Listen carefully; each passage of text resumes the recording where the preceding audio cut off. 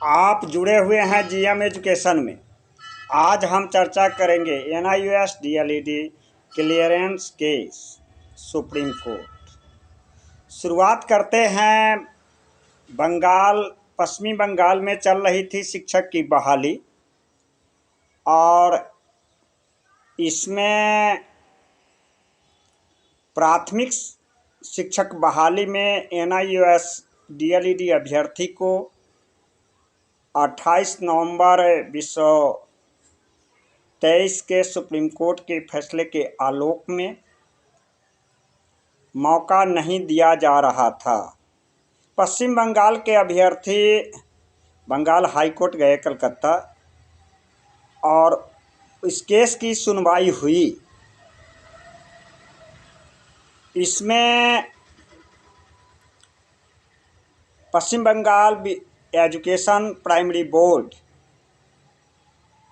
ने जवाब दिया न्यायालय में कि एनआईओएस डीएलईडी अभ्यर्थी को सुप्रीम कोर्ट के फैसले के आलोक में हम प्राथमिक शिक्षक बहाली में मौका नहीं देंगे।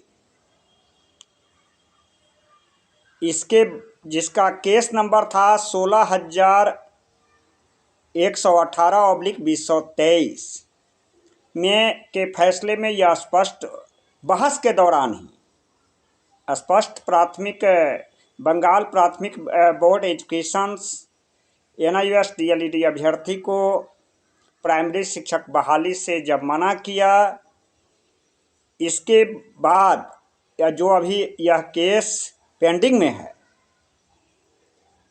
कौशिक दास वर्सेस वेस्ट बंगाल, एक सुप्रीम कोर्ट में केस दायर हुआ 15,409/2023, जिसकी बहस था 16 फरवरी 2024 को, और अगली सुनवाई है 23 फरवरी को। इस पर जब चर्चा हुई तो पहले तो यह चर्चा चल रहा था कि Kaushik Das West Bengal versus West Bengal case number 15,409/2023 dismiss हो गया है। लेकिन वास्तविकता है कि इसकी अगली सुनवाई 23 फरवरी को है। इसमें जब सुप्रीम कोर्ट के फैसले के जजमेंट के एनालिसिस करने के बाद एनसीटी गजट पर जब चर्चा हो रही है, जिसके जस्टिस हैं हिमा कोहली, अजहरुद्दीन उल्लाह साहब, जब 16 फरवरी को कोर्ट नंबर 11 केस नंबर 31 पर सुनवाई हुई, तो एनसीटी की गजट और पर चर्चा हुई, और जिसमें मूल रूप से एनसीटी के गजट 210 पर चर्चा हुआ, जिस पर 2 वर्ष की शैक्षणिक एनआईओएस से डीएलईडी को सत्र को माना गया, और इसकी साक्ष्य को प्रस्तुत करने के लिए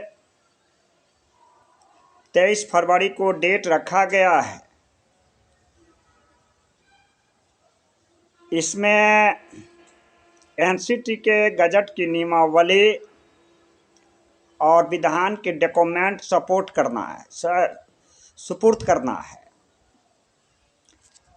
इसमें नवंबर 2014 में जो एनसीटी की गजट है, उसमें नियमावली है, उसमें स्पष्ट है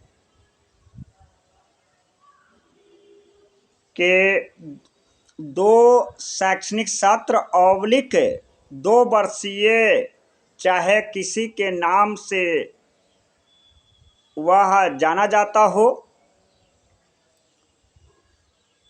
और 45% अंक के साथ उत्तीर्णता हो।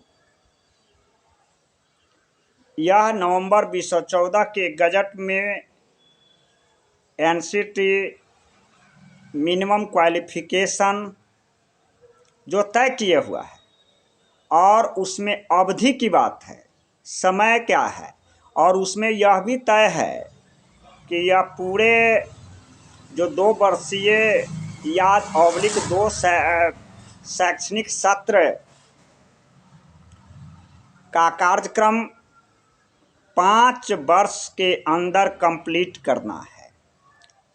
यहाँ तात्पर्य यह है कि कोई अभ्यर्थी निश्चित समय सीमा पर पास नहीं कर पाता है, किसी कारण से पेपर नहीं दे पाता है, फेल कर जाता है, तो 5 यह कार्यक्रम 5 वर्षों में कंप्लीट करना है। यह दूरस्थ जो नवंबर 2014 का गजट है उसमें दूरस्थ शिक्षा के द्वारा शैक्षणिक कैसे करेंगे इसकी नियमावली एनसीटी निकाली हुई है और जजमेंट जो जा रहा है उस पर एनसीटी के विधान, एनसीटी के गजट पर होने जा रही है चर्चा। आपको बताते चलें कि इलाहाबाद कोर्ट में भी उत्तर प्रदेश में गजट प्रकाशन संबंधी केस चल रहा है और इन सर्विस के मामला में राज्य गजट गजट एक महत्वपूर्ण होता है। उस गजट पारित के बिना आप सर्विस में नहीं जा सकते। तो आप जुड़े हुए हैं जीएम एजुकेशन में। 23 फरवरी 2024 को केस नंबर 52,409/2023 की सुनवाई होने जा रही है, जिस पर एनसीटी के विधान 2002 और गजट 2010 और 2014 यह डॉक्यूमेंट अधिवक्ता के माध्यम से रखा जाएगा। और इस तरह से चर्चा था कि कौशिक दास वर्सेस वेस्ट बंगाल की केस डिस्पोज हो गया है। निराशा हाथ लगी है एनआईएएस अभ्यर्थी को, लेकिन वास्तविकता यह है कि वेस्ट बंगाल की केसेस जो क्लियरेंस एनआईएएस डीएलएड अभ्यर्थी का है, सुप्रीम कोर्ट में फैसला लंबित चल रहा है। इसकी सुनवाई 23 फरवरी 2024 को होने वाली है और इस पर चर्चा होगी गजट नियमावली विधान पर। और एनआईएएस अभ्यर्थी का जो बहाली की प्रक्रिया चल रही है विभिन्न राज्यों में, इसमें कड़ा से कड़ा संघर्ष करने की ज़रूरत है और अपने अपने स्तर पर प्रत्येक राज्य लगा हुआ है।